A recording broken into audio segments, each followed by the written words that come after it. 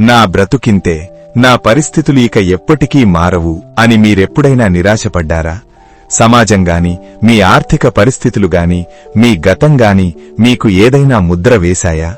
అయితే ఈ జీవిత సత్యం మీకోసమే. పుట్టుకతోనే వేదన అని పేరు పెట్టబడి కష్టాల మధ్య భూమి మీదకు వచ్చిన ఒక వ్యక్తి ఏకంగా తన అన్నాదమ్ములందరికంటే అత్యంత ఘనమైన స్థాయికి ఎలా ఎదిగాడో మీకు తెలుసా? అతని పేరు యబ్బేజు. పరిస్థితులకు తలవంచకుండా అతడు చేసిన ఒకే ఒక్క చిన్న ప్రార్థన దేవుని హృదయాన్ని తాకి అతని చరిత్రనే మార్చేసింది. ఆ అద్భుతమైన ప్రార్థన ఏమిటి? శాపాన్ని ఆశీర్వాదంగా, వేదనను ఘనతగా మార్చుకున్న ఆ ఆత్మీయ రహస్యం ఏమిటో ఇప్పుడు చూద్దాం. మన జీవితంలో తరచుగా మన గతాన్ని బట్టి లేదా మన పేరును బట్టి ఇతరులు మనల్ని అంచనా వేస్తుంటారు. బైబిల్లో 1 దినవృత్తాంతములు 4:9-10 వచనాలలో యబ్బేజు అనే వ్యక్తిని గూర్చి మనం చదువుతాము. వేదనపడి ఇతన్ని కంటినని అతని తల్లి అతనికి యబ్బేజు అని పేరు పెట్టింది. యబ్బేజు అనగా వేదన లేదా దుఃఖము అని అర్థం. బహుశా అతను పుట్టిన పరిస్థితులు చాలా కష్టంగా ఉన్నాయేమో. మన జీవితంలో కూడా కొన్నిసార్లు సమాజం, మన ఆర్థిక పరిస్థితులు లేదా మన గతం మనకొక ముద్ర వేస్తుంది. వీరిక పైకి రాలేరు, వీరి జీవితం ఇంతే అని లోకం అనుకోవచ్చు. మీరు కూడా ఈరోజు అప్పుల బాధల్లో, వ్యాధుల్లో లేదా కుటుంబ సమస్యల్లో వేదన అనుభవిస్తూ ఉంటే యబ్బేజు జీవితం మీకొక గొప్ప ఆశాకిరణం.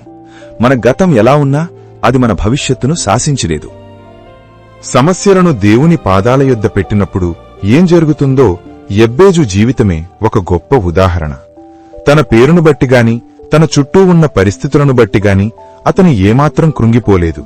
బదులుగా అతను సృష్టికర్తయైన దేవుని వైపు చూశాడు. తన కష్టాల గురించి మనుష్యుల వైపు చూడకుండా నేరుగా ఇశ్రాయేలీయుల దేవునికే మొర్రపెట్టాడు. యిర్మీయా 33:3లో దేవుడు ఒక అద్భుతమైన వాగ్దానం చేశాడు. నాకు మొర్రపెట్టుము, నేను నీకు ఉత్తరమిచ్చదను. నీవు గ్రహింపలేని గొప్ప సంగతులను, గూఢమైన సంగతులను నీకు తెలియజేతును అని. సరిగ్గా అదే నమ్మకంతో యబ్బేజు తన దుఃఖాన్ని ప్రార్థనగా మార్చాడు. దేవుడు ఒకే ఒక్క ప్రార్థనతో తన స్థితిని పూర్తిగా మార్చగలడని అతను ప్రగాఢంగా నమ్మాడు. ఆ నమ్మకమే అతన్ని ఎలా నిలబెట్టిందంటే యబ్బేజు తన సహోదరులందరికంటే గొప్ప ఘనత పొందినవాడయ్యాడు. లోకం అతన్ని వేదన అని పిలిచినా దేవుడు మాత్రం అతన్ని ఘనుడు అని పిలిచాడు. ఎందుకంటే దేవుని వాక్యం చెబుతోంది, నీవు నా దృష్టికి ప్రియుడవు గనుక ఘనుడవుగా ఎంచబడ్డావు. యెషయా 43:4. దీనిలో ఉన్న గొప్ప నీతి ఏంటంటే మీ పేరు లేదా మీ గతం ఎప్పుడూ మీ భవిష్యత్తును నిర్ణయించవు. కేవలం దేవుని కృప మాత్రమే దాన్ని నిర్ణయిస్తుంది. బైబిల్ చెబుతోంది కదా, ఒకడు క్రీస్తునందున్న ఎడల వాడు నూతన సృష్టి, పాతవి గతించెను, ఇదిగో క్రొత్త వాయెను. 2 కొరింథీయులకు 5:17.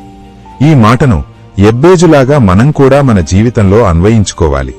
మన గతం ఎలా ఉన్నా సరే, నా రాత ఇంతే అని పరిస్థితులతో రాజీ పడకూడదు.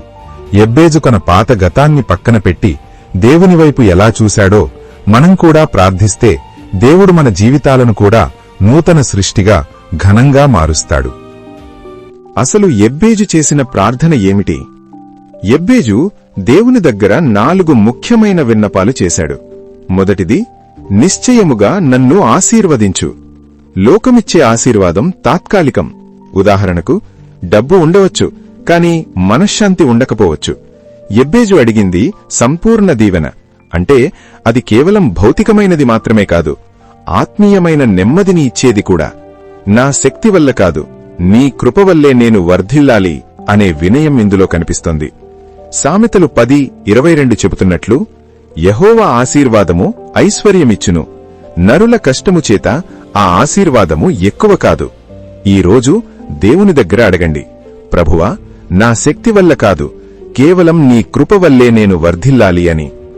రెండవది, నా సరిహద్దులను విశాలపరచు.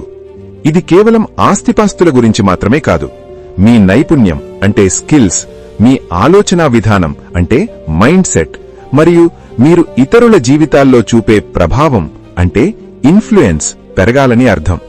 నాకింతే చాలు, నేనింతకంటే ఎదగలేను అనే భయం మిమ్మల్ని ఆపేస్తోందా?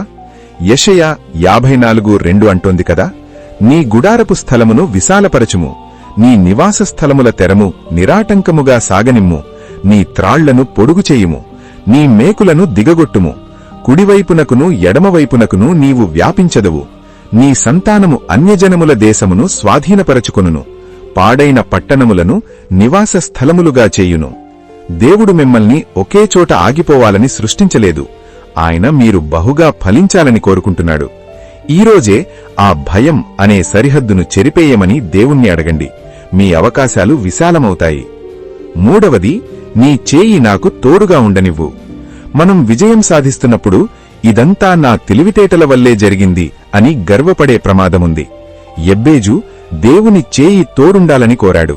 అంటే ప్రతి అడుగులో దేవుని నడిపింపు అంటే డైరెక్షన్ ఉండాలి. మనిషి సహాయం ఎప్పుడైనా ఆగిపోవచ్చు, కాని దేవుని చేయి ఎప్పుడూ విడవదు. యెషయా 41:10లో ఆయన మాటిచ్చాడు, నీకు తోడైయున్నాను, భయపడకుము, నేను నీ దేవుడనైయున్నాను. దిగులు పడకుము, నిన్ను బలపరుతును, నీకు సహాయం చేయువాడను నేనే. నీతి అను నా దక్షిణ హస్తముతో నిన్ను ఆదుకొందును. నాల్గవది, కీడు రాకుండా నన్ను తప్పించు.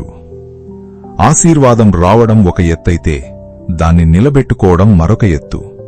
ఎందుకంటే దేవుడు దీవించడం మొదలుపెట్టగానే శత్రువు దాడులు ఎక్కువవుతాయి. డబ్బుతో పాటు దురాశ రాకూడదు, అధికారంతో పాటు అహంకారం రాకూడదు. తన ఆశీర్వాదం తనకు శాపంగా మారకూడదని యెబ్బేజు దేవుని ప్రొటెక్షన్ అడిగాడు. ప్రభువు ప్రార్థనలో యేసయ్య కూడా అదే నేర్పించాడు, మమ్మును శోధనలోకి తేక కీడు నుండి మమ్మును తప్పించుము అని. ఈ 4 మాటలు అడిగిన తరువాత బైబిల్ చెబుతోంది, దేవుడు అతడు మనవి చేసిన దానిని అతనికి దయచేసెను. యెబ్బేజు ప్రార్థనలో స్వార్థం లేదు, దేవునిపై ఉన్న అచంచలమైన విశ్వాసం ఉంది. మార్కు 11:24లో యేసయ్య చెప్పిన మాటలు గుర్తుంచుకోండి. ప్రార్థన చేయునప్పుడు మీరు అడుగుచున్న వాటినెల్లను పొందియున్నామని నమ్ముడి, అప్పుడవి మీకు కలుగునని మీతో చెప్పుచున్నాను. ఈరోజు మీ పరిస్థితి ఎలా ఉన్నా సరే, సమాజం మిమ్మల్ని తక్కువ చేసి మాట్లాడుతున్నా, ఆర్థిక ఇబ్బందులు మిమ్మల్ని కృంగదీస్తున్నా, లేదా భవిష్యత్తు గురించి భయం మిమ్మల్ని వెంటాడుతున్నా, ఏమాత్రం నిరాశపడవద్దు. ఆనాడు యెబ్బేజు ప్రార్థన విన్న దేవుడు ఈనాడు మీ ప్రార్థన కూడా వినడానికి సిద్ధంగా ఉన్నాడు. మీరు చేయాల్సిందల్లా దేవుని పాదాల దగ్గరకు వచ్చి మోకరించడమే. దేవుడు మిమ్మల్ని నిశ్చయముగా ఆశీర్వదించి మీ సరిహద్దులను విశాలపరచి తన కృపగల హస్తము మీకు ఎల్లప్పుడూ తోడుగా ఉంచి ప్రతి కీడు మరియు అపాయము నుండి మిమ్మల్ని మీ కుటుంబాన్ని కాపాడునుగాక. ఆమెన్.